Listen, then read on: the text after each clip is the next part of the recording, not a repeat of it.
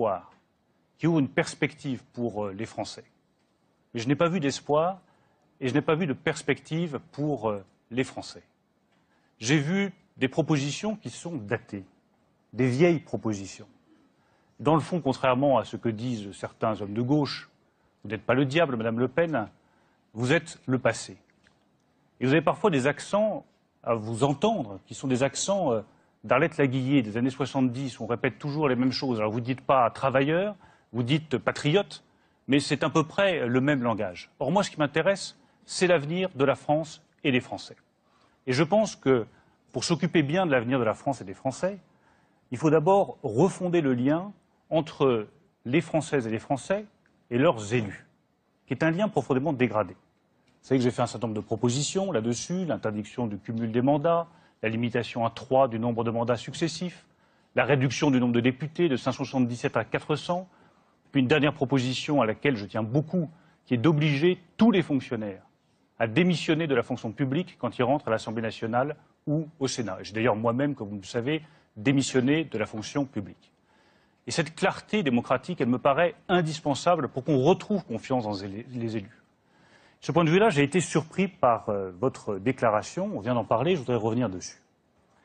Ce qu'il n'y aura pas, c'est un accord national avec l'UMP. Là-dessus, on est d'accord, pas d'accord national. Bon. Mais des accords locaux, de ci, de là, avec des candidats divers droite, mais aussi, pourquoi pas, avec des candidats divers gauche. Moi, je ne comprends pas cette absence de clarté de votre part. Je ne comprends pas ce bidouillage électoral. Vous êtes prêts, apparemment, à toutes les compromissions pour obtenir le pouvoir dans certaines villes. Alors oui, êtes-vous prêts à ces alliances? Et comment les expliquer aux électeurs que vous êtes une femme droite alors que vous êtes prête à ces compromissions avec des gens de gauche? Et quelle compromission, monsieur? Encore une fois, moi je n'ai pas votre vision, je ne participe pas d'un syndicat. Je veux dire, j'ai bien compris que l'UMP était devenu une sorte de syndicat électoral, bon, syndicat de défense des intérêts électoraux. Moi j'ai une vision de rassemblement. Mon objectif c'est de ne pas mettre les gens dans des cases, c'est d'essayer de mettre en place les idées que je défends. C'est que dans des communes, on arrête d'augmenter la fiscalité en tapant sur des gens dont le pouvoir d'achat s'est déjà effondré. C'est d'améliorer la sécurité qui ne cesse de se dégrader puisque les cambriolages ont augmenté de manière vertigineuse et notamment dans les villes moyennes qui étaient jusqu'à présent préservées. C'est d'arrêter des comportements, comme je l'ai dit tout à l'heure, dans les communes qui sont des violations spectaculaires de la laïcité. Vous avez dû en connaître sûrement comme élu. J'ai vu les drapeaux étrangers dans les municipalités lors des mariages, etc., etc. Des subventions à des associations communautaristes. Vous croyez qu'il n'y a pas des élus divers gauche qui partagent ces idées-là? Ben moi, je crois qu'il y en a. Est-ce que ça n'est pas la grande confusion? Et vous savez, monsieur le maire, il y a près de 40% des électeurs du Front National qui viennent de la gauche, qui ont été profondément déçus par le Parti socialiste et qui se reconnaissent dans le programme national que nous défendons. Il n'y a là rien d'extraordinaire. Et moi, je m'en félicite, je m'en réjouis. Alors, effectivement, sur la base d'engagement clair au municipal, nous ouvrirons des discussions avec tous ceux qui sont sincères et qui ont sincèrement envie de faire avancer les choses dans le sens que nous leur proposons. Bruno Le Maire. Vous parlez des électeurs de gauche. Moi, je vous parle des élus de gauche. Je prends l'exemple de la ville d'Évreux, qui est dirigée par un homme de gauche. C'est lui qui accepte qu'il y ait des drapeaux étrangers qui soient sur le perron de la mairie les jours de mariage. Moi, les jours de mariage, sur les mairies de la République, je souhaite qu'il n'y ait que des drapeaux tricolores. Lui, il refuse de l'interdire. C'est lui qui a augmenté massivement la fiscalité locale. Et vous pouvez prendre tous les élus de gauche, ou presque, en France, ils ont augmenté massivement les taxes locales. Ils ont augmenté massivement les taxes d'habitation. Comment pouvez-vous envisager une seconde un accord avec ces gens-là? Alors, je le comprends aussi d'une certaine façon, parce que quand je vois les élections présidentielles, vous avez appelé à l'abstention au second tour de l'élection présidentielle. C'est totalement faux. Et vous avez dénoncé pendant toute cette émission les erreurs de François Hollande, la fiscalité croissante, l'accablement des impôts sur les classes moyennes. C'est vrai, c'est ce que fait François Hollande et le gouvernement socialiste depuis des mois, depuis leur entrée en fonction. Mais vous êtes complice de cette arrivée de François Hollande au pouvoir. Vous êtes complice de ce que font les socialistes aujourd'hui au pouvoir. Entre Nicolas Sarkozy et François Hollande, en recommandant le vote blanc, vous avez favorisé l'accession de François Hollande au pouvoir. Et donc vous êtes co-responsable de ce qui se passe aujourd'hui, c'est-à-dire de l'effondrement de notre pays. Mais, monsieur le maire, c'est un peu facile, ça. D'abord, vous vous trompez. Je n'ai pas appelé au vote blanc. J'ai donné une liberté de vote à mes électeurs. Une grande partie d'entre eux avaient voté pour Nicolas Sarkozy en 2007. Et ils s'en sont rongés les doigts. Car aucune des promesses qui avaient été faites par Nicolas Sarkozy n'a été tenue. Et ça, c'est pas de ma faute, monsieur le maire. C'est de la vôtre.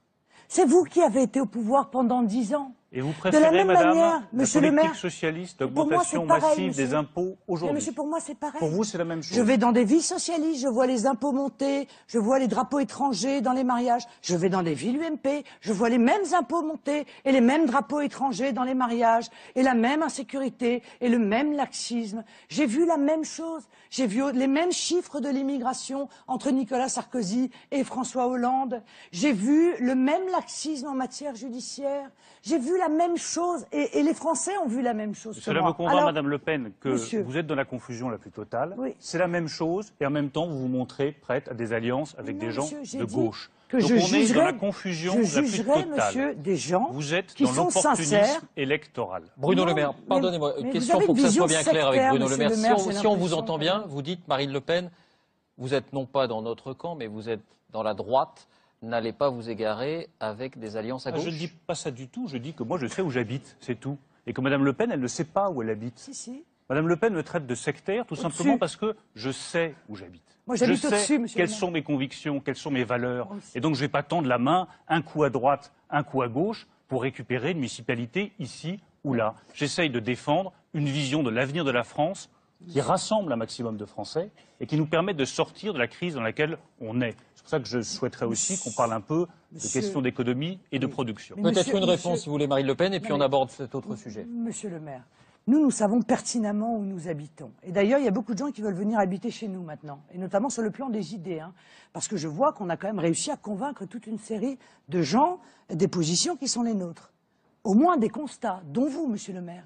Car enfin, vous avez été à des postes importants, ministre de l'Agriculture, secrétaire d'État chargé des Affaires européennes. À l'époque, vous défendiez une Europe telle qu'on nous l'a vendue pendant 20 ans. Maastricht, c'était l'arrivée du droit social, ça allait entraîner la prospérité, et le traité de Lisbonne, etc., etc. Aujourd'hui, vous avez découvert la réalité. Cette réalité est effrayante, et vous le dites sur tous les tons. L'Europe, c'est le chômage qui augmente, dites-vous, c'est des industries qui ferment, c'est les délocalisations, c'est l'incapacité à contrôler les flux migratoires. Mais que ne vous êtes-vous pas rendu compte de cela avant, monsieur, lorsque vous étiez depuis 10 ans au pouvoir? Que n'avez-vous pas pris de décision et de choix politiques pour changer cette situation? Alors vous dites, j'ai voulu, j'ai pas pu. Mais c'est tout le problème. Et c'est pour ça que les Français votent plus pour vous. Parce que vous dites, j'aimerais bien, mais je peux point. Madame Le Pen, vous n'avez pas répondu à ma confusion. Vous n'avez pas répondu à ma précision sur la confusion. Et moi, je me mets simplement à la place de vos électeurs, qui vous écoutent et qui se disent, elle est prête à toutes les compromissions pour obtenir une ville. Ce n'est pas ma conception de la politique. Quant à ce que vous dites sur l'Europe, alors l'Europe, allons-y. Quant à ce que vous dites sur l'Europe et sur l'incapacité à faire changer un peu les choses. Mais c'est faux, et vous le savez très bien. Comme ministre de l'Agriculture, quel est celui qui est intervenu lorsqu'il y a eu la crise du lait, que vous aviez tous ces producteurs de lait qui étaient à la rue, qui voyaient le prix s'effondrer, pour que l'Union européenne intervienne et ne laisse pas le marché décider à la place des responsables politiques? C'est moi qui suis allé chercher les autres États européens. C'est moi qui ai obtenu que le prix du lait remonte et que la situation s'améliore. Où étiez-vous, Madame Le Pen? Vous ne pouvez pas vous abstraire de vos responsabilités. Il me semble que vous êtes député européen. J'étais à la sortie de la grande distribution pour manifester contre la grande distribution qui égorge les producteurs. Mais vous n'êtes pas payé pour ça, Madame Le Pen. Vous êtes payé pour siéger au Parlement européen et pour appuyer ce que la France avait fait. Moi, j'ai eu le soutien des parlementaires européens quand il a fallu réguler le marché, faire remonter le prix du lait. J'ai eu le soutien des parlementaires européens lorsqu'il fallait défendre les viticulteurs et rétablir les droits de plantation. Mais il y avait une députée qui n'était jamais là, qui ne siégeait pas, qui n'occupait pas son poste. C'était vous, Madame Le Pen. Et sur cette question de la production, vous dites il faut fermer les frontières. Il faut abandonner la politique agricole commune. Il faut revenir au franc et abandonner l'euro. Je vous le dis les yeux dans les yeux, Madame Le Pen. Vous signez l'arrêt de mort de tous les paysans français. Et plus largement, vous signez l'arrêt de mort de toute la production agricole et industrielle française. Tout à l'heure, vous avez parlé d'industrie automobile. Vous avez repris des arguments d'un ultra-libéral, M. Villain, parce que vous n'êtes pas à une contradiction près, en disant c'est l'euro ou c'est l'auto. Regardez les Allemands. Ils vont avoir le premier constructeur automobile mondial avec Volkswagen et ils ont quand même l'euro. J'ai répondu à ça, monsieur. Mais sur les questions agricoles, je vous le dis, abandonnez la PAC, fermez les frontières, vous ruinez les agriculteurs français et vous signez leur arrêt de mort. Mais monsieur, ce que je ne comprends pas, monsieur le maire, c'est que si vous êtes si sûr de vous, pourquoi est-ce que vous m'appliquez des solutions qui ne sont pas les miennes? Je veux dire, vous avez besoin... Abandonner le budget de la PAC, ce n'est pas une de vos solutions, vous avez besoin de m'appliquer des solutions qui ne sont pas les mêmes. Abandonner la PAC, ce n'est pas l'une de vos solutions, ça figure dans votre projet. La nationalisation de la PAC. La nationalisation de la PAC. C'est-à-dire que plutôt que de donner à l'Union européenne 20 milliards, qui nous en rend 13, dont 10 pour la PAC, eh bien, je vais expliquer aux technocrates de Bruxelles que, honnêtement, je pense que nous sommes capables de faire mieux en corrélation directe avec les paysans. Vous nous expliquez que la situation, grâce à vous, s'est améliorée de manière spectaculaire. Monsieur, en 10 ans, il y a 26% des exploitations agricoles qui ont disparu. En 10 ans de votre pouvoir.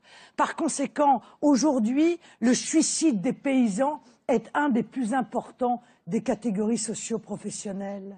Il y a des milliers et des milliers de paysans retraités qui n'arrivent plus à survivre.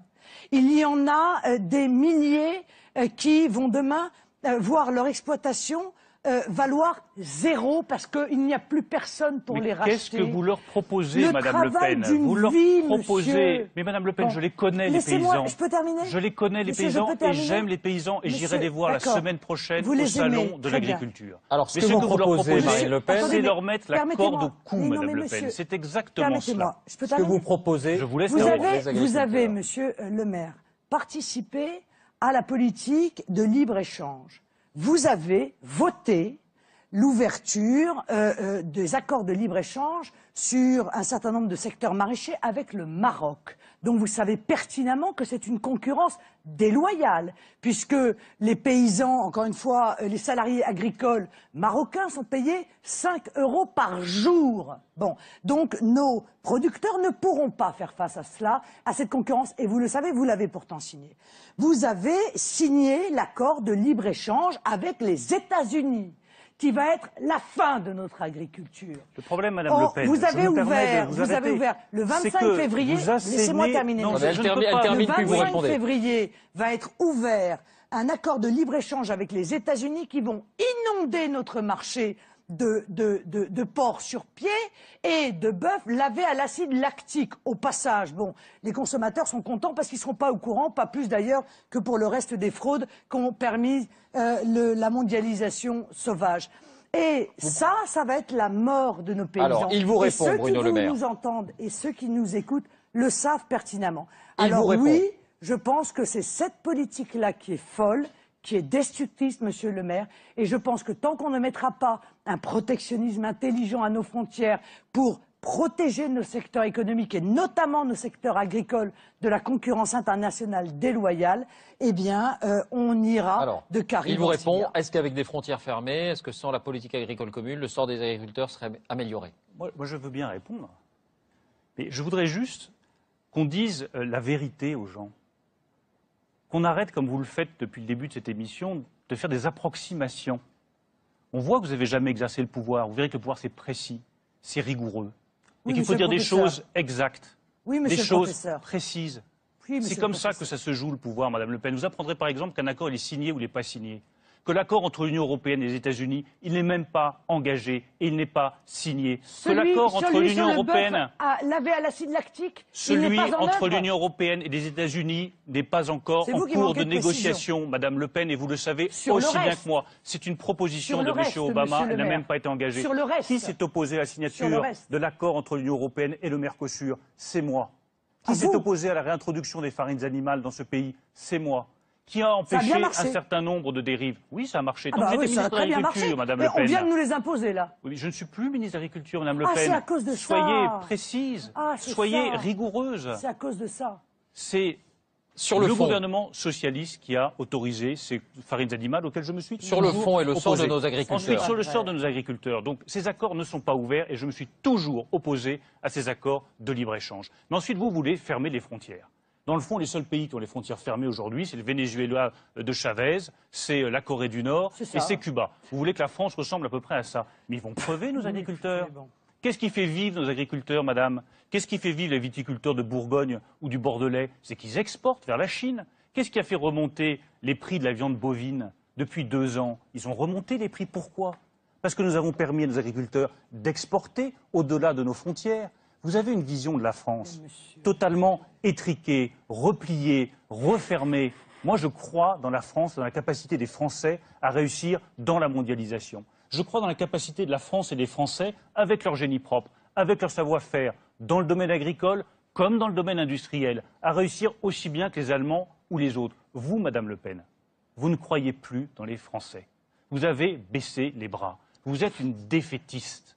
Vous êtes une défaitiste. Et tout ce que vous avez dit depuis le début de cette émission est empreint de ce défaitisme. Vous dites aux Français, on n'y arrivera pas, c'est fini, c'est foutu, on se replie sur soi, on ferme les frontières, on se calfeutre et on va vivre bien. On ne vivra pas bien. Vous irez expliquer à tous les producteurs agricoles français qu'ils vont arrêter d'exporter, se replier sur eux. C'est leur mort à petit feu. Alors, réponse de Marine Le Pen. Très honnêtement que les exportations ne sont pas indispensables aux agriculteurs? Est-ce que vous croyez très honnêtement, Monsieur le maire, que moi j'ai l'impression que vous prenez les Français pour des idiots? Voilà, c'est vous qui les prenez pour des idiots, Madame Le Pen. Je vais vous dire pourquoi. Parce que les Français, ils savent pertinemment... C'est vous qui ne croyez pas. Attendez, elle vous répond. Les Français... Vous ne croyez pas. Oui, non, mais d'accord, mais ça, c'est vos spin docteurs. Mais sur les exportations, Marine Le Pen. Non, c'est pas un spin docteur. On n'a pas besoin d'exporter. C'est ma conviction la plus profonde. Laissez-la vous répondre. Vous ne croyez pas dans les Français. Laissez-la vous répondre, s'il vous plaît. Je ne crois pas en vous. Je ne crois pas en vos idées. Ça tombe bien. Parce que je les ai vues à l'œuvre. Ça tombe bien, car je n'ai jamais voulu d'accord avec vous. Et les Français les ont vues aussi. Et les résultats que vous apportez sont dramatiques. Vous me donnez des leçons de compétences, mais regardez vos résultats. Car honnêtement, je ne crois pas que vous puissiez vous poser comme pouvant donner des leçons en ce domaine. Monsieur, il y a des dizaines de pays au monde qui font preuve d'un protectionnisme intelligent et qui exportent. Car un protectionnisme intelligent n'est pas l'inverse de la capacité d'exportation, ni même d'ailleurs l'arrêt des importations, contrairement à ce que vous voulez faire croire. La mondialisation dérégulée que vous nous avez vendue et imposée est en train de détruire secteur après secteur l'économie française. Jusqu'où allez-vous continuer à emmener les Français dans cette erreur-là avant de commencer à changer d'avis? Car vous changez d'avis, Monsieur le maire. Je vous ai entendu dans la même émission, ce qui est quand même très fort, râler contre l'eurofort. Merveilleux de votre part, j'étais très contente. Et en même temps dire que la dévaluation voulue par Marine Le Pen était complètement folle. Et la dévaluation voulue par Monsieur le maire, elle est folle ou elle n'est pas folle, Monsieur le maire? Mais vous voulez la sortie de l'euro, c'est pas exactement la même chose. On peut dire, là encore, soyez précise, soyez rigoureuse. Je vous le dis parce que c'est ce que veulent les Français. Mais Madame Le Pen, dévaluer une monnaie et changer de monnaie, permettez-moi de vous dire, c'est pas la même chose. Mais on change pour dévaluer. C'est complètement stupide ce que vous dites. Madame Le Pen, changer de monnaie, garder l'euro, c'est pas la même chose. Vous, tout ce que vous proposez va conduire à l'affaiblissement de la France et des Français. Abandonner l'euro, revenir au franc, c'est l'affaiblissement des économies des Français. Vous irez dire aux agriculteurs qui vont aller acheter leur plein de gazole, leur plein de carburant, leur alimentation en francs. Et quand vous dévaluez l'euro, Monsieur le maire, si vous dévaluez l'euro, votre plein d'essence, il ne va pas augmenter aussi?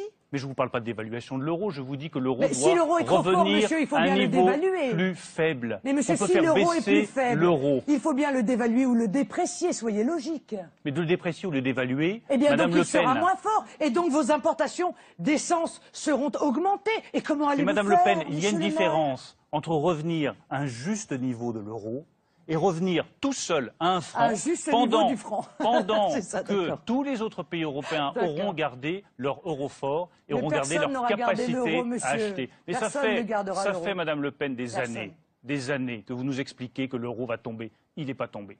Ça fait des années que vous nous expliquez que les Français ne vont pas réussir à exporter. Ils continuent à arriver à exporter. Vous êtes une fois encore une femme du passé. Vu, monsieur, le Moi, je pense de la balance commerciale. Laissez-le terminer, puis vous répondrez, vous conclurez. À l'avenir. Le déficit de la balance commerciale, mais c'est dû à quoi? C'est pas dû à l'euro, Madame Le Pen. C'est dû au manque de compétitivité de nos entreprises. C'est la faute des Français. L'incapacité, pas des Français, nos entreprises qui ne sont pas assez compétitives. Pourquoi est-ce que Volkswagen réussit quand Peugeot ne réussit pas? C'est à cause de l'euro?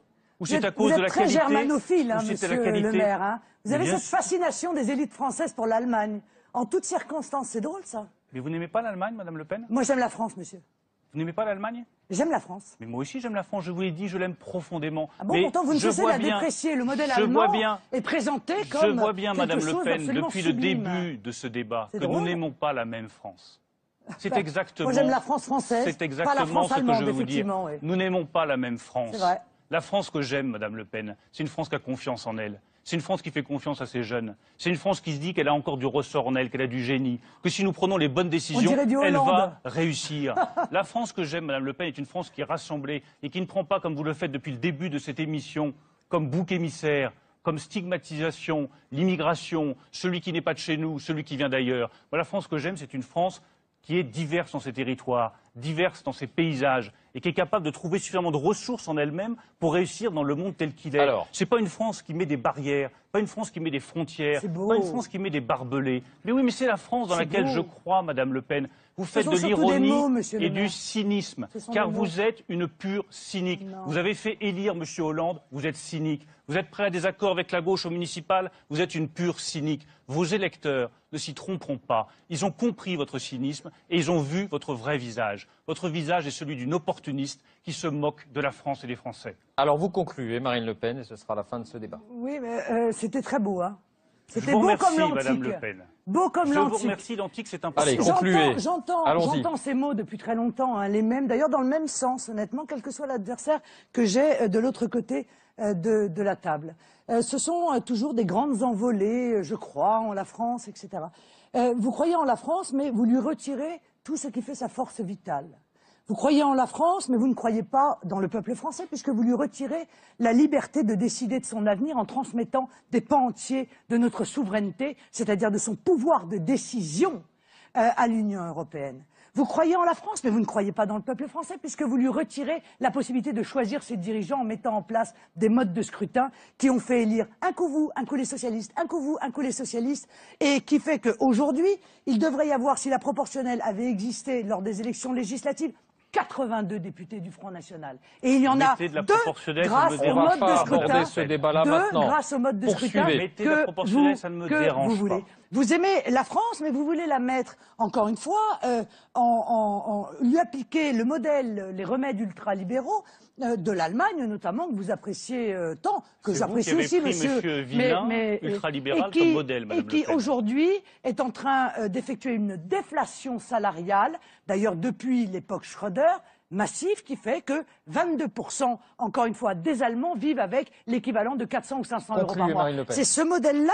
Vous aimez les Français, mais vous voulez que ce soit ce modèle-là qui leur soit appliqué? Absolument eh bien, pas moi, monsieur. Voilà, donc effectivement, nous avons une grosse divergence. On l'a compris. Vous parlez, mais j'ai remarqué, et j'en terminerai par là, qu'à l'UMP, il y a quand même des voix discordantes, monsieur le maire. Car entre monsieur Copé, qui est extrêmement dur sur l'immigration, dans les mots, hein, bien sûr, jamais trop dans les actes, et vous-même, qui aujourd'hui venez de nous tenir un discours, pour le coup, monsieur de gauche, en disant que lutter contre l'immigration, c'est vouloir stigmatiser l'étranger, qui que blablabla. Non, on va pas redémarrer, il y a une énorme différence, monsieur le maire. On vous a compris. Je vous propose de vous présenter à la tête de l'UMP. Absolue. Monsieur, je vous propose de vous mettre à la tête. Vous devez être candidat à la tête de l'UMP pour voir si les adhérents de l'UMP pensent comme vous. Merci à vous deux. Merci pour ce débat. J'ai une petite question à vous poser. Hors débat, Bruno Le Maire, puisqu'on a évoqué les municipales. Si un deuxième tour municipal oppose un candidat socialiste à un candidat du Front National, est-ce que l'UMP doit dire c'est pareil, pas de consigne de vote, ou est-ce qu'il doit y avoir ce qu'on a appelé le Front républicain? On appelle à voter pour le candidat socialiste. Non, pas de Front républicain. Je ne suis pas un homme de gauche, Madame Le Pen, je suis un homme gaulliste de droite qui sait où il habite. Vous, en revanche, permettez-moi de vous le dire, quand je vois, on n'a pas eu le temps d'en parler, Ah non, on va pas redémarrer, Bruno Le Maire. Que vous envisagez non. Dizaines de milliards d'euros de dépenses publiques supplémentaires. C'était hors débat. Vous êtes une femme de gauche, vous êtes pour la dépense publique et vous affaiblirez la souveraineté française. Non, c'était hors débat. Donc vous êtes pour le nini s'il y a un candidat socialiste incroyable, vous êtes pour le nini. Moi, je vote comme moi à la présidentielle. Et mes élections, Madame Le Pen. Comme moi à la présidentielle. Vous voyez, on a fini sur un point commun. Ni à droite, ni à gauche. Merci à vous deux. Et on se dirige vers la conclusion de cette émission.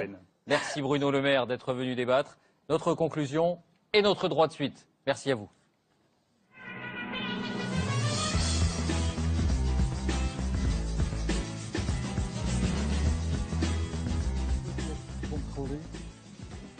Voilà, tout le monde s'installe, c'est du direct. Stéphane Brendel, qui est avec nous de la Berliner Zeitung, il a beaucoup été question de la France et de l'Allemagne. Donc vous nous direz comment vous avez peut-être ressenti ce débat et puis l'ensemble de l'émission.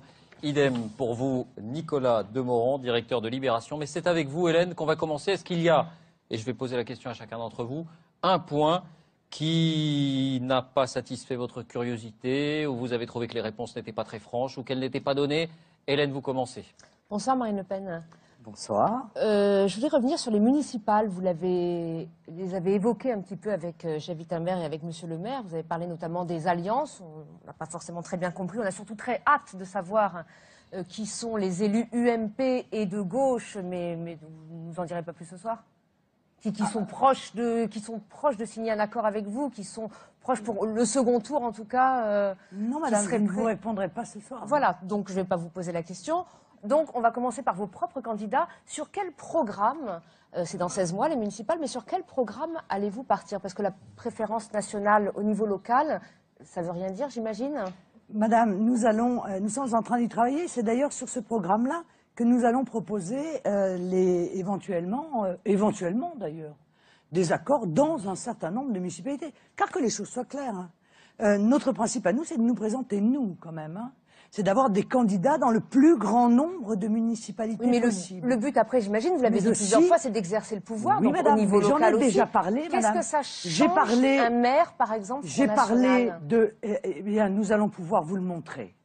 Enfin, nous allons pouvoir... Mais ce serait bien de nous dire avant nous allons pouvoir vous le montrer. Il y en a eu déjà. Mais madame, il y aura... Mais justement. Mais madame, nous sommes à 16 mois des municipales. Vous pouvez pas encore nous dire. Mais bien sûr que oui. Je vais vous dire que nous allons plaider pour l'arrêt de l'augmentation des dépenses des communes qui ont augmenté pour un certain nombre d'entre elles de manière absolument délirante. Pire encore, et c'est pas moi qui le dis, c'est M. Migaud de la Cour des comptes, je vous le signale, pire encore que les départements et pire encore que les régions, ce qui est quand même assez difficile. Donc on taille dans les budgets des communes. Je vais vous parler de l'arrêt des subventions aux associations communautaristes ou qui ne respectent pas la laïcité.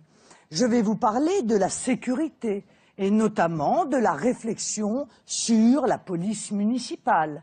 Le thème de la sécurité est un thème prégnant dans un très grand nombre aujourd'hui de municipalités auxquelles il y a des réponses à apporter.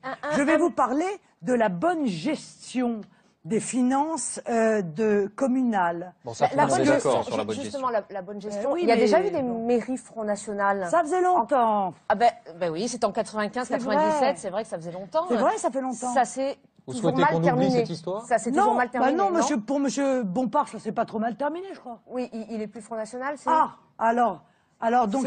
donc il est ressorti pour vous, c'est pour vous. Mais il était Front National. Non, mais les impôts locaux ont augmenté dans les 4 villes qui avaient été gagnées par le Front National entre 95 et 97. Certaines décisions, par exemple, la préférence nationale qui avait été mise en œuvre par Catherine Maigret à Vitrolles, c'était une erreur d'ailleurs. D'accord, donc ça, c'était par exemple, une erreur pour une raison simple, madame. C'est que la priorité nationale devra faire l'objet d'un référendum où nous proposerons aux Français une révision constitutionnelle. Notre but n'est donc pas de la mettre en œuvre dans des municipalités en contradiction avec la loi. Je l'ai dit, nous respecterons la loi, mais nous œuvrerons et nous plaiderons pour pouvoir accéder au pouvoir et proposer aux Français un référendum, justement pour changer la Constitution sur ce sujet. Comme on l'a changé pour beaucoup d'autres sujets, je le rappelle, parce que ça apparaît parfois être un argument dirimant, c'est anticonstitutionnel. Bon. Donc nous respectons. Donc ça, c'était une erreur à mon sens. Mais encore une fois, il y a eu des maires indélicats, nous en sommes d'ailleurs séparés, à la différence de beaucoup de socialistes et du MP, ils les gardent, eux, nous on les vire. Et puis, il y a eu des gens qui ont quand même réussi dans leur gestion municipale. Alors peut-être, ils ne sont plus au Front National, mais ils l'étaient, et ils l'étaient depuis très longtemps. Et ils ont été élus et réélus. Un dernier mot juste sur les éventuels futurs maires Front National. Est-ce qu'ils marieront des homos, puisqu'a priori la loi sera passée d'ici là? Non, je ne le pense pas. Ils délégueront, je pense, à un conseiller municipal d'opposition la joie de le faire. Donc vous n'abrogez pas cette loi, de toute façon. Si un jour vous devez arriver au pouvoir, vous l'abrogez. Je ne l'abrogerai pas. J'arrêterai la possibilité, à la différence d'ailleurs, comme je l'ai dit, de l'UMP qui ne le fera jamais, j'arrêterai la possibilité de pouvoir se marier. En revanche... Vous allez démarier ceux qui vont se marier, là, non, ou pas? monsieur, parce que si je les démariais, à ce moment-là, je vous aurais dit que j'abrogerais, et rétroactivement. Mais je suis respectueuse du droit, car je suis avocat, ne l'oubliez pas. On peut être gay et patriote. Mais bien entendu, il y en a... On peut être gay, patriote et marié. Un certain nombre, mais bien entendu. Pourquoi vous n'étiez pas, ça c'est mon droit de suite, David, pourquoi vous n'étiez pas à la manifestation alors, pour dire qu'on peut l'être et que c'est tout à fait normal? Non mais monsieur, je suis contre le mariage. Je suis contre.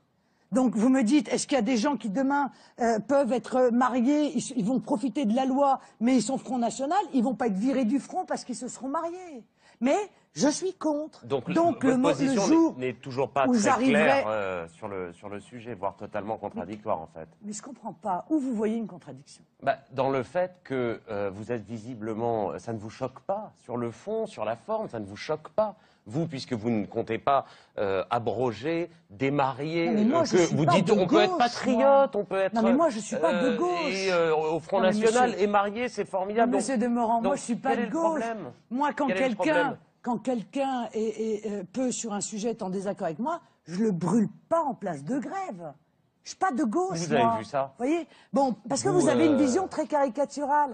Je veux dire, encore une fois, on peut très bien être gay, on peut être marié, nous on ne va pas voir dans la vie personnelle des gens. Mais, encore une fois, nous sommes contre. Le jour où j'arrive au pouvoir, je le dis clairement, il y aura une amélioration du Pacs, parce que je pense qu'il faut une amélioration, qu'elle est d'ailleurs réclamée sur un certain nombre de points, dont la transmission du patrimoine, etc. Mais il n'y aura pas de mariage, ou il n'y aura plus de mariage homosexuel possible, et a fortiori... d'adoption par des couples homosexuels. Nicolas, vous aviez un autre point? Oui, 81% des Français interrogés dans l'enquête sur laquelle démarrait l'émission n'adhèrent pas aux solutions du Front National. C'était une question, un chiffre qui vous était retourné tout à l'heure et que vous avez refusé de commenter. 81% n'adhèrent pas aux solutions du Front National. 81% des Français interrogés. C'est quand même énorme. Non, monsieur Demorand. C'est considérable. Non, parce que je pense que énormément de Français ne les connaissent pas. Et c'est quand même drôle, parce que quand parallèlement il y a des études sur des points précis du programme du Front National, là il y a une majorité de Français qui sont d'accord. Donc, les solutions du Front National, je pense que c'est une question qui est un peu vague. Et très honnêtement... Vous récusez l'idée qu'il y ait le moindre caractère de scientificité dans cette enquête sur les 81%, oui. Les solutions, excusez-moi, mais donc on va poser la question. Donc vous prenez les 35% qui se sentent proches de vous, mais pas les 80% qui se sentent éloignés. Je vous propose de faire le même sondage avec les autres partis politiques. On va poser la question aux Français. Pensez-vous que les solutions économiques du Parti socialiste sont susceptibles adhérez-vous aux propositions, par exemple, économiques du Parti socialiste? J'aimerais bien voir le résultat.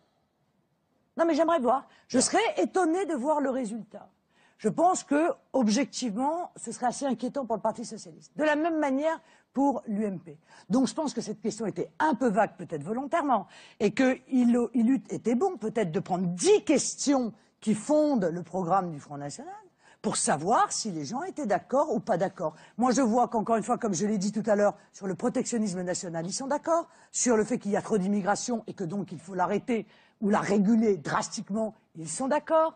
Sur la crainte qu'ils ont à l'égard de la montée de l'islam radical, ils sont d'accord. Sur d'ailleurs l'interdiction du voile dans la rue, ils étaient d'accord. Alors vous n'étiez pas d'accord sur un mot employé par David qui a dit que vous étiez une rentière. Ça, on a vu que ça vous a réveillé de manière un peu acide. Et à chaque fois qu'on a essayé pendant cette émission de vous faire rencontrer, même de manière subliminale, votre père, en quoi c'est désagréable d'être ce qu'on est, au fond?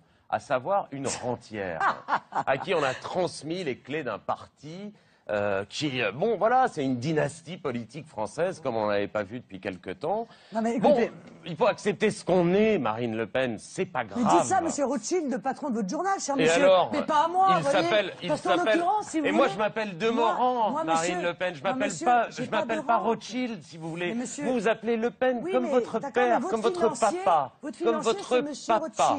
Et alors? Donc moi, je suis très fière de mon père, monsieur Demorand. Oui, mais moi, mon actionnaire n'est pas mon papa. Elle vous répond, Nicolas Demorand, elle vous répond. Oui, mais moi, j'obéis pas à mon papa, vous, oui, à votre actionnaire, cher monsieur. Certainement pas. Bon, par conséquent, c'est un peu différent. Je suis une jeune femme qui a fait des études. Oui. J'ai ouvert un cabinet. J'ai exercé la profession d'avocat. J'ai fait de la politique. Vous n'aimez pas qu'on dise que vous êtes une rentière. Non, mais monsieur, j'ai été élu. Oui. J'ai été élu à la tête du Front National par près de 70% des adhérents dans le cadre d'un vote direct des adhérents, ce qu'aucun autre parti politique n'avait organisé à l'époque. Et par conséquent, cet argument de rentière, dont je sais que dans votre bouche, il est particulièrement péjoratif, oui, je le conteste, qui le choque, hein, car je n'ai rien obtenu par rente.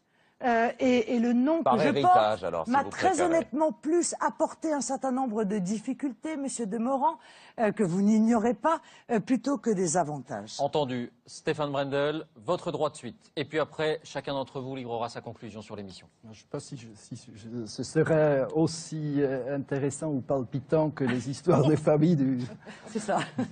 On ne doute pas que votre point sera intéressant. Bonsoir, Madame Le Pen. J'ai bien une question sur la sortie de l'euro pour enchaîner un peu ce qu'il a dit ou demandé François Langlais. Mais si je peux, je veux quand même répondre quelques phrases au sujet du modèle allemand. Allez-y. Je crois qu'il faut rectifier quelque chose. Premièrement, vous dites que la différence du succès allemand avec l'euro et du non-succès de la France en termes d'exportation réside dans les travailleurs à bas coût. Ça, c'est un non-sens total. Si vous savez, en Allemagne, il y a des travailleurs à bas coût, ils ont un statut, ils sont presque uniquement employés dans le bâtiment. Ça, c'est un phénomène européen. Souvent, dans d'autres pays, l'Autriche, ça existe aussi. En France, ça existe aussi. Souvent au noir. En Allemagne, on a essayé de ne pas faire ça. Donc, ça n'explique rien du tout dans la différence de l'euro.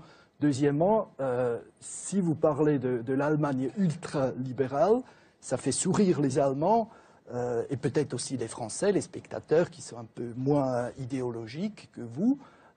Ultra-libéral, c'est un terme bien précis en économie. C'est l'école de Chicago avec Milton Friedman ou peut-être avec M. Taylor, le patron de Titan, qui a des mots assez... clair et peut-être insultant sur la France, ça c'est les ultralibéraux, mais de dire que les Allemands mènent une politique ultralibérale alors qu'ils font exactement ce que vous avez préconisé, ça veut dire faire en sorte que la dette de l'État n'explose pas après 30 ans ou 40 ans de déficit en Allemagne, mais aussi en France. Ça c'est quelque chose qui, à mon avis, un non-sens total. Surprendrait beaucoup d'Allemands d'après vous. Pas seulement surprendre, mais je crois qu'ils comprennent pas tout Alors, simplement. méconnaissance mais là où je veux venir pour dire les choses aussi sur le modèle allemand. En France, je suis ici en tant que correspondant économique, j'entends toujours parler du modèle allemand, du modèle français, des autres modèles. En Allemagne, il n'y a pas de modèle allemand. Je ne suis pas là pour le défendre, et tout simplement parce qu'il n'existe pas en Allemagne. On a l'impression qu'on vit dans un conflit économique mondial très dur. Certains, pas seulement en Allemagne, parlent de guerre économique. On peut considérer que c'est exagéré pour l'instant, mais ce qui est sûr, c'est que la mondialisation nous met devant des défis et il faut y répondre. La compétitivité, c'est peut-être la clé essentielle de toute politique économique. Et ce que fait l'Allemagne, c'est ça. Elle réduit la dette. Elle est pour une modération salariale. Elle a abandonné quand même le modèle rhénan pour passer au modèle pragmatique. On est dans la suite, on est dans la continuité du modèle rhénan. C'est pour ça, c'est absolument... Pour nos téléspectateurs, le modèle rhénan, je précise parce que tout le monde n'a pas fait Sciences Po. Capitalisme industriel. Oui, en gros, c'est un modèle où l'État accompagne le développement de l'industrie, accompagne le développement de la demande aussi, et qui s'oppose traditionnellement au modèle très libéral anglo-saxon. Voilà, de social-démocratie que d'ultralibéralisme, en tout cas. Mais je veux juste finir, parce que pour dire que ce modèle allemand dont vous parlez, il consiste à dire, avec un bon sens, il faut avoir des réformes structurelles à l'intérieur de l'Allemagne, et c'est ce qu'a fait le chancelier Schröder, et sans bidouiller ou manipuler le cours de change pour essayer d'avoir quelques avantages sur l'exportation. Et vous avez vu le tweet qui est passé, hein, même dans le journalisme, ce sont les Allemands qui gagnent. Allez-y, Marine Le Pen. Ça n'est pas tout à fait juste. Parce que vous dites qu'il n'y a pas de dumping social, or il existe. Et notamment dans l'agriculture. Et c'est une nouveauté. Ce qui existe, c'est la mondialisation. Non, vous ne voulez pas qu'il y ait une mondialisation, mais ou bien elle existe, ou bien elle n'existe pas, mais elle existe malheureusement. Aujourd'hui, l'Allemagne a mis en place ce qu'on appelle les travailleurs invités. Les travailleurs invités, ce sont des gens qu'on va chercher en Europe de l'Est, qui sont soumis d'ailleurs au droit social quasi inexistant des pays d'Europe de l'Est, qui sont ramenés en Allemagne, invités à dormir dans des hangars, et qui sont payés 3 à 4 euros de l'heure. Voilà. Avec un statut dans le bâtiment. C'est ça. Non, dans l'agriculture. Alors ceci, évidemment, permet à l'Allemagne, pardon, vous n'y êtes pour rien d'ailleurs, permet à l'Allemagne d'afficher, évidemment, une production spectaculaire par rapport à la France. Est-ce que vous préférez que les Maghrébins qui travaillent au noir en Espagne, dans les champs, et qui ne gagnent même pas 3 euros. Est-ce que vous préférez ça? N'est pas non plus mon modèle, monsieur. En Allemagne, ils ont un statut, ailleurs aussi, d'ailleurs, c'est un statut européen. Et vous ne pouvez pas dire que c'est quelque chose qui fait que l'euro succède à l'Allemagne et pas à la France. 74 millions d'Allemands avaient un contrat de mini-job payé 400 euros par mois. Dans l'agriculture et dans le bâtiment. Voilà. Et moi, je ne veux pas de cela en Alors, France. la force exportatrice de l'Allemagne, c'est ailleurs. Par mois, monsieur, on ne peut pas vivre. On ne peut pas vivre décemment. Et par conséquent, accepter ce modèle-là sous la pression d'une concurrence mondiale est, à mon sens, une folie dont on reviendra. Et à un moment donné, on sera obligé, quand chacun aura essayé d'aspirer le maximum de sucre vital à son propre pays, on sera obligé de revenir à un protectionnisme raisonné. Je ne suis pas de ceux qui sont pour l'exploitation de ces gens. Mais quand je vais à Aulnay, je suis désolé, je fais un reportage avec les travailleurs de PSA à Aulnay-sous-Bois. Quand je vois cette misère, cette tristesse, c'est sans avenir, je me dis, il est quand même mieux d'avoir 5% de chômage en Allemagne que d'avoir 10% en France. Monsieur, votre taux de chômage est aussi la conséquence de votre démographie qui s'effondre. Si vous aviez la même démographie que la France, vous auriez le même taux de chômage que la France. Mais quand on voit que dans le secteur, par exemple, de l'agriculture, il y a 75 à 90% de la main-d'œuvre étrangère, eh bien, monsieur, moi j'ai lu que les syndicats allemands, ils s'élevaient contre l'immigration, utilisée selon eux par le gouvernement allemand pour peser à la baisse sur les salaires. Vous reprochez aux syndicats allemands d'être contre l'immigration? Pas du tout, monsieur. Je dis que les syndicats allemands défendent la même chose que moi. Ce que je ne comprends pas, c'est que les dirigeants des syndicats français, eux, soient pour l'immigration qui pèse à la baisse sur les salaires. Bien. Donc là, pour le coup, vous voyez, les syndicalistes allemands, je leur tire mon chapeau, voilà. Eux, ils ont compris. Merci pour cet échange sur l'Allemagne, c'était très intéressant. La conclusion maintenant à chacun d'entre vous, et c'est vous qui commencez, Hélène. Marine Le Pen... Comment avez-vous trouvé Marine Le Pen? Convaincante, cohérente, dynamique, un peu courte, un peu hésitante? C'est à vous. À droite, comme d'habitude. Habile. Ah bah, le maire m'a dit que j'étais à gauche, alors faut savoir. J'ai beaucoup aimé quand il vous a dit que vous avez des accents d'Arlette Laguillet, parce que c'est vrai que c'était on a tellement entendu dans cette émission, et c'est pas nouveau puisque ça remonte à votre campagne présidentielle, vos accents sur les oubliés, les invisibles. C'est vrai qu'on a juste un tout petit peu de mal à y croire. Alors je ne sais pas si c'est parce que par rapport à ce que Nicolas Demorand disait il y a quelques instants sur l'héritage, c'est aussi sur la cohérence d'un parti. Et le moment intéressant aussi de cette émission, ça a été celui qui a été mené avec Malek Bouti, hein, parce que j'ai trouvé qu'il vous mettait quand même face à vos ambiguïtés, aux ambiguïtés que vous représentez. On ne sait plus très bien si le Front National aujourd'hui est le même parti que celui, non pas légué, mais donc arraché de haute lutte, si j'ai bien compris, à votre père il y a un peu plus d'1 an. Sauf qu'il était, lui, pour le coup, ultralibéral, tendance Reagan, et qu'aujourd'hui, effectivement, vous n'êtes pas loin d'Arlet de la Guillet. Et en même temps, on sent qu'il y a encore plein de choses communes. Ce que j'ai trouvé quand même assez fascinant, notamment au moment des 2 débats, c'est que vous êtes aujourd'hui une des dernières qu'on écoute. Et pourquoi on vous écoute? Parce que vous êtes une des dernières à pouvoir dire tout le temps « je peux ». Je peux et je le ferai. Parce que, et c'est votre grande force, d'être dans l'opposition depuis toujours est effectivement votre grande force. Alors c'est un truisme effectivement que de le dire, mais tant que vous n'avez pas été confronté au pouvoir, tant que vous...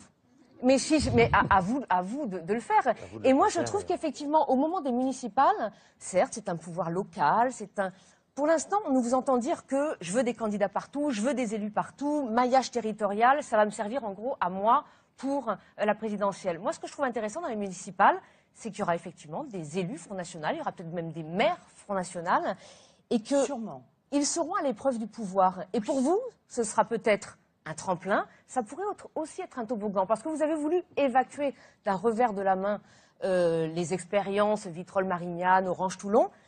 Je ne suis pas sûre que ce soit à écarter de la main. Il y a peut-être encore un gros problème de compétence de votre part et dans votre parti pour assumer le pouvoir. Nicolas, votre conclusion? Ma conclusion, alors pour être tout à fait franc, je n'attendais pas grand-chose de Marine Le Pen et à ce titre-là, je n'ai pas été déçu. Ce qui m'a fasciné, c'est la langue de bois phénoménale. Hélène disait à l'instant que c'était quelqu'un, Marine Le Pen, qui était capable de dire « je peux » et du coup de faire miroiter quelques restes du volontarisme politique tel que Nicolas Sarkozy l'avait mis en œuvre. Moi, j'entends une phénoménale langue de bois, une volonté à chaque fois d'échapper au questionnement dès qu'il devient très précis. De ce point de vue, effectivement, le moment avec Malek Bouti est très intéressant, puisque là, on est au cœur du sujet, à savoir qu'est-ce que le Front National aujourd'hui, qu'est-ce que c'est comme parti, qu'est-ce que c'est comme idéologie, et même là, c'est-à-dire sur ce qui vous intéresse et vous définit en propre, vous cherchez à chaque fois à éviter le débat et à éviter ce moment de dialogue démocratique qui peut être âpre et rugueux, mais qui peut être aussi serein. Donc, moi, j'entends une langue politique qui est une langue politique, au fond, très classique, certes peut-être un peu plus véhémente, un peu plus de décibels, mais pas de différence de nature. Stéphane, votre conclusion? Bon, je ne veux pas rentrer dans le débat franco-français et les tempéraments politiques. On les admire en Allemagne aussi, la rhétorique qui est quand même propre aux Français. On a 2 heures d'émission et on pourrait encore continuer toute la nuit pendant des heures en Allemagne. Après une demi-heure, vous en avez un peu assez. Et Ayetouri aussi. Ce que je veux dire, si je peux apporter juste un petit éclairage de l'étranger dans la question que tout le monde a soulevée finalement, du positionnement du Front National. Est-ce qu'il est encore extrême droite ou non? Je veux juste dire, c'est un phénomène européen aujourd'hui. On a la crise, une crise qui dépasse la crise euro, c'est une crise mondiale de compétitivité mondiale et de chômage, et ça risque de durer. Et dans cette phase, les partis européens, ils ont tous presque un discours qui n'est plus d'extrême droite, mais aujourd'hui, à la limite, presque altermondialiste, contre la mondialisation. Et populiste, ou vous diriez plutôt... Populiste aussi, tout le spectre. Mais ce que je peux apporter de l'étranger, c'est quand même, si vous regardez dans les élections italiennes qui auront lieu dimanche, le parti qui vous correspond le plus, c'est le parti, parce qu'il a le flambeau comme le flambeau du Front National dans son enseigne. Il veut retourner à la lire, comme vous, au franc, donc avec un discours assez anti-européen, s'appelle la destra. c'est les anciens, les post-fascistes, si vous voulez, et ils affichent la couleur, ils disent la droite, la destra, avec une connotation quand même d'extrême droite. En Allemagne, parce qu'on a aussi un parti d'extrême droite, littéralement d'extrême droite. Donc vous voyez bien, monsieur, qu'il n'a strictement rien à voir avec le Front National. Il a beaucoup de choses à voir avec vous, parce que c'est le seul parti, je parle du NPD, le Parti national-démocrate, c'est le seul parti qui a... Attendez, laissez-le terminer. Qui a félicité. Le NPD, c'est le seul parti. Il a 1% ou 2% en termes de vote, d'électorat. C'est le seul parti en Allemagne qui a salué vos résultats à la présidentielle. Monsieur, moi, je ne suis pas responsable de ceux qui trouvent que je suis bien, vous voyez. C'est pas pour ça que moi, je les trouve bien. Et qu'il y a un accord quelconque ou une ressemblance quelconque. Que votre résultat dans la présidentielle était un bon signe pour les élections qui avaient lieu un mois après en Grèce. Ah non, mais il y a tous les groupuscules d'extrême droite du monde nous regardent de temps en temps en se disant qu'un jour, ils vont finir par devenir peut-être des gens qui ont compris qu'il fallait mettre fin à la radicalité, etc. Mais en l'occurrence, monsieur, nous faire une comparaison entre le NPD et le Front National, c'est commettre une énorme erreur d'analyse. Ils ont exactement le même programme. Énorme. Ils sont anti-immigrés, anti-islamisation, anti-Europe, Nous sommes contre l'immigration, pas contre les immigrés. C'est peut-être d'ailleurs ce qui nous sépare le plus du NPD. Ce qui vous distingue, c'est que le patron, Holger Apfel, il a un discours travail, famille, patrie. Ça, c'est un discours qu'on connaît aussi en France, parce que c'est affiché sur le site web, et il dit des choses comme quoi le merguez turc ne serait jamais comme le saucisse allemand, et des choses, des propos que tient ou tenait peut-être votre papa. Terminez votre conclusion. Il n'a pas parlé de pain au chocolat. Stéphane, terminez votre conclusion. Pour venir à la conclusion, je crois, vu de l'Europe, de l'étranger, il est clair que ce sont les partis d'extrême droite qui saluent toujours les résultats de Marine Le Pen. Bien. Marine Le Pen, voilà pour ses conclusions. Ce n'est pas une réponse. Ceci ne crée pas, évidemment, monsieur, la moindre relation entre nous, parce que sinon ce serait évidemment trop facile. Bon, écoutez, moi, en tout cas, si je dois conclure, eh bien, je dirais que j'ai, comme d'habitude, en sortant de cette émission, pu exprimer 10% à peu près des multiples sujets dont j'avais envie de parler. N'exagérons rien. Que je regrette bien souvent que l'exercice des émissions politiques telles que celle-là consiste non pas tant à informer ceux qui nous écoutent des positions de l'invité politique qui est invité. Vous les avez développées, Marine Le Pen. Non, mais monsieur, je peux dire ce que je pense ou... Il y a contradiction, c'est naturel. Oui, mais vous me mettez en cause, alors non, mais que d'essayer, vous voyez, on voit bien, hein, d'être en fait un contradicteur politique. Alors moi, je dis à tous les journalistes, les analystes, les philosophes, les économistes, etc., qui se sont succédés... qui ouvrent une perspective pour les Français. Mais je n'ai pas vu d'espoir et je n'ai pas vu de perspective pour les Français. J'ai vu des propositions qui sont datées, des vieilles propositions. Dans le fond, contrairement à ce que disent certains hommes de gauche, vous n'êtes pas le diable, Madame Le Pen, vous êtes le passé. Et vous avez parfois des accents à vous entendre, qui sont des accents d'Arlette Laguillet des années 70, où on répète toujours les mêmes choses. Alors vous ne dites pas travailleur, vous dites patriote, mais c'est à peu près le même langage. Or moi, ce qui m'intéresse, c'est l'avenir de la France et des Français. Et je pense que pour s'occuper bien de l'avenir de la France et des Français, il faut d'abord refonder le lien entre les Françaises et les Français et leurs élus, qui est un lien profondément dégradé. Vous savez que j'ai fait un certain nombre de propositions là-dessus, l'interdiction du cumul des mandats, la limitation à 3 du nombre de mandats successifs, la réduction du nombre de députés de 577 à 400, puis une dernière proposition à laquelle je tiens beaucoup, qui est d'obliger tous les fonctionnaires à démissionner de la fonction publique quand ils rentrent à l'Assemblée nationale ou au Sénat. J'ai d'ailleurs moi-même, comme vous le savez, démissionné de la fonction publique. Et cette clarté démocratique, elle me paraît indispensable pour qu'on retrouve confiance dans les élus. De ce point de vue-là, j'ai été surpris par votre déclaration. On vient d'en parler, je voudrais revenir dessus. Ce qu'il n'y aura pas, c'est un accord national avec l'UMP. Là-dessus, on est d'accord, pas d'accord national. Bon. Mais des accords locaux, de ci, de là, avec des candidats divers droite, mais aussi, pourquoi pas, avec des candidats divers gauche. Moi, je ne comprends pas cette absence de clarté de votre part. Je ne comprends pas ce bidouillage électoral. Vous êtes prêts, apparemment, à toutes les compromissions pour obtenir le pouvoir dans certaines villes. Alors oui, êtes-vous prêts à ces alliances? Et comment les expliquer aux électeurs que vous êtes une femme droite alors que vous êtes prête à ces compromissions avec des gens de gauche? Et quelle compromission, monsieur? Encore une fois, moi je n'ai pas votre vision, je ne participe pas d'un syndicat. J'ai bien compris que l'UMP était devenu une sorte de syndicat électoral, bon, syndicat de défense des intérêts électoraux. Moi j'ai une vision de rassemblement. Mon objectif c'est de ne pas mettre les gens dans des cases, c'est d'essayer de mettre en place les idées que je défends. C'est que dans des communes, on arrête d'augmenter la fiscalité en tapant sur des gens dont le pouvoir d'achat s'est déjà effondré.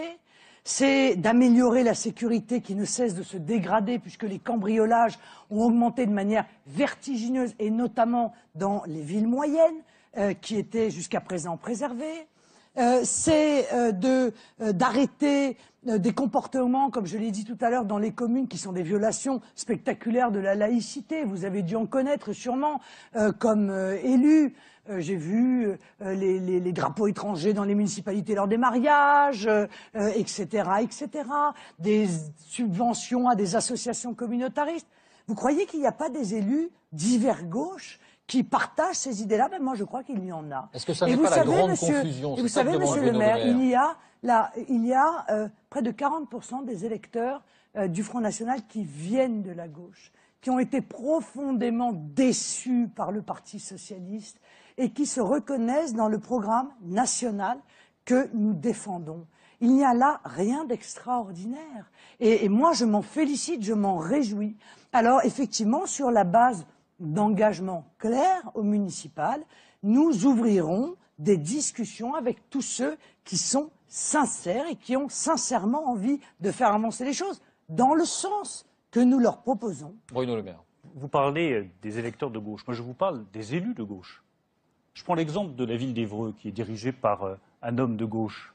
C'est lui qui accepte qu'il y ait des drapeaux étrangers qui soient sur le perron de la mairie les jours de mariage. Moi, les jours de mariage, sur les mairies de la République, je souhaite qu'il n'y ait que des drapeaux tricolores. Lui, il refuse de l'interdire. C'est lui qui a augmenté massivement la fiscalité locale. Et vous pouvez prendre tous les élus de gauche, ou presque, en France. Ils ont augmenté massivement les taxes locales. Ils ont augmenté massivement les taxes d'habitation. Comment pouvez-vous envisager une seconde un accord avec ces gens-là? Alors, je le comprends aussi d'une certaine façon, parce que quand je vois les élections présidentielles, vous avez appelé à l'abstention au second tour de l'élection présidentielle. C'est totalement faux. Et vous avez dénoncé pendant toute cette émission les erreurs de François Hollande, la fiscalité croissante, l'accablement des impôts sur les classes moyennes. C'est vrai, c'est ce que fait François Hollande et le gouvernement socialiste depuis des mois, depuis leur entrée en fonction. Mais vous êtes complice de cette arrivée de François Hollande au pouvoir. Vous êtes complice de ce que font les socialistes aujourd'hui au pouvoir. Entre Nicolas Sarkozy et François Hollande, en recommandant le vote blanc, vous avez favorisé l'accession de François Hollande au pouvoir. Et donc vous êtes co-responsable de ce qui se passe aujourd'hui, c'est-à-dire de l'effondrement de notre pays. Mais, monsieur le maire, c'est un peu facile, ça. D'abord, vous vous trompez. Je n'ai pas appelé au vote blanc. J'ai donné une liberté de vote à mes électeurs. Une grande partie d'entre eux avaient voté pour Nicolas Sarkozy en 2007. Et ils s'en sont rongés les doigts. Car aucune des promesses qui avaient été faites par Nicolas Sarkozy n'a été tenue. Et ça, c'est pas de ma faute, monsieur le maire. C'est de la vôtre. C'est vous qui avez été au pouvoir pendant 10 ans. Et vous préférez, madame, la politique socialiste d'augmentation massive des impôts aujourd'hui? Monsieur, pour moi, c'est pareil. Pour vous, c'est la même chose. Je vais dans des villes socialistes, je vois les impôts monter, je vois les drapeaux étrangers dans les mariages. Je vais dans des villes UMP, je vois les mêmes impôts monter et les mêmes drapeaux étrangers dans les mariages, et la même insécurité, et le même laxisme. J'ai vu la même chose. J'ai vu les mêmes chiffres de l'immigration entre Nicolas Sarkozy et François Hollande. J'ai vu le même laxisme en matière judiciaire. J'ai vu la même chose, et les Français ont vu la même chose. Cela me convainc, Madame Le Pen, que vous êtes dans la confusion la plus totale. Oui. C'est la même chose, et en même temps, vous vous montrez prête à des alliances avec des gens de gauche. Donc on est dans la confusion la plus totale. Monsieur, des gens vous êtes qui dans sont sincères électoral. Bruno Le Maire, pardonnez-moi, une question pour que ça soit bien clair avec Bruno Le Maire. Si on vous entend bien, vous dites, Marine Le Pen, vous êtes non pas dans notre camp, mais vous êtes dans la droite. N'allez pas vous égarer avec des alliances à gauche. Je ne dis pas ça du tout. Je dis que moi, je sais où j'habite, c'est tout. Et que Mme Le Pen, elle ne sait pas où elle habite. Si. Mme Le Pen me traite de sectaire, tout simplement parce que je sais où j'habite. Moi, j'habite au-dessus, monsieur. Quelles sont mes convictions, quelles sont mes valeurs. Et donc, je ne vais pas tendre la main, un coup à droite, un coup à gauche, pour récupérer une municipalité ici ou là. J'essaye de défendre une vision de l'avenir de la France qui rassemble un maximum de Français et qui nous permet de sortir de la crise dans laquelle on est. C'est pour ça que je souhaiterais aussi qu'on parle un peu de questions d'économie et de production. Peut-être une réponse, si vous voulez, Marine Le Pen, et puis on aborde cet autre sujet. Monsieur le maire, nous savons pertinemment où nous habitons. Et d'ailleurs, il y a beaucoup de gens qui veulent venir habiter chez nous maintenant, et notamment sur le plan des idées. Parce que je vois qu'on a quand même réussi à convaincre toute une série de gens des positions qui sont les nôtres. Au moins des constats, dont vous, monsieur le maire. Car enfin, vous avez été à des postes importants, ministre de l'Agriculture, secrétaire d'État chargé des Affaires européennes. À l'époque, vous défendiez une Europe telle qu'on nous l'a vendue pendant 20 ans. Maastricht, c'était l'arrivée du droit social, ça allait entraîner la prospérité, et le traité de Lisbonne, etc., etc. Aujourd'hui, vous avez découvert la réalité. Cette réalité est effrayante, et vous le dites sur tous les tons. L'Europe, c'est le chômage qui augmente, dites-vous, c'est des industries qui ferment, c'est les délocalisations, c'est l'incapacité à contrôler les flux migratoires. Mais que ne vous êtes-vous pas rendu compte de cela avant, monsieur, lorsque vous étiez depuis 10 ans au pouvoir? Que n'avez-vous pas pris de décisions et de choix politiques pour changer cette situation?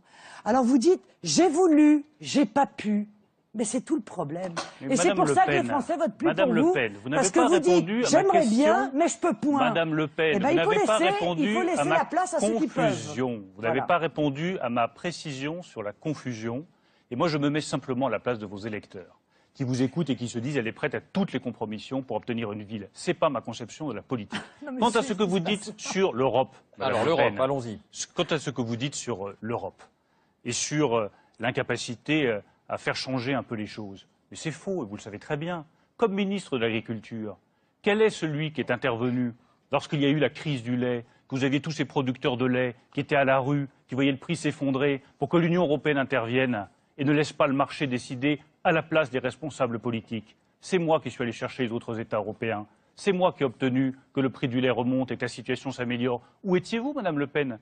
Vous ne pouvez pas vous abstraire de vos responsabilités. Il me semble que vous êtes député européen. J'étais à la sortie de la grande distribution pour manifester contre la grande distribution qui égorge les producteurs. Mais vous n'êtes pas payé pour ça, Madame Le Pen. Vous êtes payé pour siéger au Parlement européen et pour appuyer ce que la France avait fait. Moi, j'ai eu le soutien des parlementaires européens quand il a fallu réguler le marché, faire remonter le prix du lait. J'ai eu le soutien des parlementaires européens lorsqu'il fallait défendre les viticulteurs et rétablir les droits de plantation. Mais il y avait une députée qui n'était jamais là, qui ne siégeait pas, qui n'occupait pas son poste. C'était vous, Madame Le Pen. Et sur cette question de la production, vous dites il faut fermer les frontières. Il faut abandonner la politique agricole commune. Non. Il faut revenir au franc et abandonner l'euro. Je vous le dis les yeux dans les yeux, Madame Le Pen. Vous signez l'arrêt de mort de tous les paysans français. Et plus largement, vous signez l'arrêt de mort de toute la production agricole et industrielle française. Tout à l'heure, vous avez parlé d'industrie automobile. Vous avez repris des arguments d'un ultra-libéral, M. Villain, parce que vous n'êtes pas à une contradiction près, en disant c'est l'euro ou c'est l'auto. Regardez les Allemands. Ils vont avoir le premier constructeur automobile mondial avec Volkswagen et ils ont quand même l'euro. J'ai répondu à ça, monsieur. Mais sur les questions agricoles, si vous voulez bien, je vous le dis, abandonnez la PAC, fermez les frontières, vous ruinez les agriculteurs français et vous signez leur arrêtement. Mais monsieur, ce que je ne comprends pas, monsieur le maire, c'est que si vous êtes si sûr de vous, pourquoi est-ce que vous m'appliquez des solutions qui ne sont pas les miennes? Je veux dire, vous avez besoin... Abandonner le budget de la PAC, ce n'est pas une de vos solutions, Vous avez besoin de m'appliquer des solutions qui ne sont pas les mêmes. Abandonner la PAC, ce n'est pas l'une de vos solutions, ça figure dans votre projet. La nationalisation de la PAC. La nationalisation de la PAC. C'est-à-dire que plutôt que de donner à l'Union européenne 20 milliards, qui nous en rend 13, dont 10 pour la PAC, eh bien, je vais expliquer aux technocrates de Bruxelles que, honnêtement, je pense que nous sommes capables de faire mieux en corrélation directe avec les paysans. Vous nous expliquez que la situation, grâce à vous, s'est améliorée de manière spectaculaire. Monsieur, en 10 ans, il y a 26% des exploitations agricoles qui ont disparu. En 10 ans de votre pouvoir. Par conséquent, aujourd'hui, le suicide des paysans est un des plus importants des catégories socio-professionnelles. Il y a des milliers et des milliers de paysans retraités qui n'arrivent plus à survivre.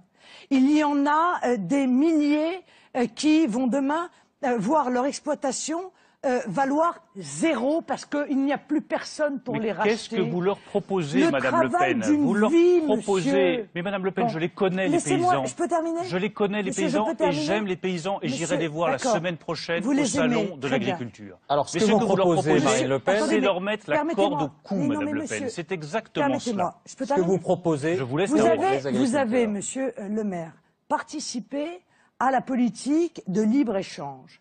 Vous avez voté l'ouverture des accords de libre-échange sur un certain nombre de secteurs maraîchers avec le Maroc. Donc vous savez pertinemment que c'est une concurrence déloyale, puisque les paysans, encore une fois, les salariés agricoles marocains sont payés 5 € par jour. Bon, donc nos producteurs ne pourront pas faire face à cela, à cette concurrence, et vous le savez, vous l'avez pourtant signé. Vous avez signé l'accord de libre-échange avec les États-Unis, qui va être la fin de notre agriculture. Le problème, Madame Le Pen, vous avez ouvert le 25 février, laissez-moi terminer. Non, elle termine, puis vous répondez. Le 25 février va être ouvert un accord de libre-échange avec les États-Unis qui vont inonder notre marché de porc sur pied et de bœuf lavé à l'acide lactique. Au passage, bon, les consommateurs sont contents parce qu'ils ne seront pas au courant, pas plus d'ailleurs que pour le reste des fraudes qu'ont permis la mondialisation sauvage. Et ça va être la mort de nos paysans. Alors, il vous répond, Bruno Le Maire. Ceux qui nous entendent et ceux qui nous écoutent le savent pertinemment. Alors oui, je pense que c'est cette politique-là qui est folle, qui est destructrice, Monsieur le maire, et je pense que tant qu'on ne mettra pas un protectionnisme intelligent à nos frontières pour protéger nos secteurs économiques et notamment nos secteurs agricoles de la concurrence internationale déloyale, eh bien, on ira de carré. Il vous répond, est-ce qu'avec des frontières fermées, est-ce que sans la politique agricole commune, le sort des agriculteurs serait amélioré? Moi, je veux bien répondre. Mais je voudrais juste qu'on dise la vérité aux gens. Qu'on arrête, comme vous le faites depuis le début de cette émission, de faire des approximations. On voit que vous n'avez jamais exercé le pouvoir. Vous verrez que le pouvoir, c'est précis, c'est rigoureux. Oui, et qu'il faut dire des choses exactes, des choses précises. Oui, c'est comme ça que ça se joue, le pouvoir, Madame Le Pen. Vous apprendrez par exemple qu'un accord est signé ou il n'est pas signé. Que l'accord entre l'Union européenne et les États-Unis, il n'est même pas engagé et il n'est pas signé. Que l'accord entre l'Union européenne, lavé à l'acide lactique, celui entre l'Union européenne et les États-Unis n'est pas encore en cours de négociation, Madame Le Pen, et vous le savez aussi bien que moi. C'est une proposition de M. Obama, elle n'a même pas été engagée. Qui s'est opposé à la signature de l'accord entre l'Union européenne et le Mercosur? C'est moi. Qui s'est opposé à la réintroduction des farines animales dans ce pays? C'est moi.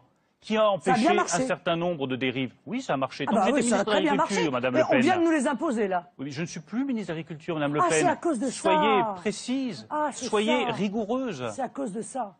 C'est le gouvernement socialiste qui a autorisé ces farines animales auxquelles je me suis sur le fond et le sort de nos agriculteurs. Ensuite, sur le sort de nos agriculteurs. Donc ces accords ne sont pas ouverts et je me suis toujours opposé à ces accords de libre-échange. Mais ensuite, vous voulez fermer les frontières. Dans le fond, les seuls pays qui ont les frontières fermées aujourd'hui, c'est le Venezuela de Chavez, c'est la Corée du Nord et c'est Cuba. Vous voulez que la France ressemble à peu près à ça. Mais ils vont crever, nos agriculteurs. Qu'est-ce qui fait vivre nos agriculteurs, madame?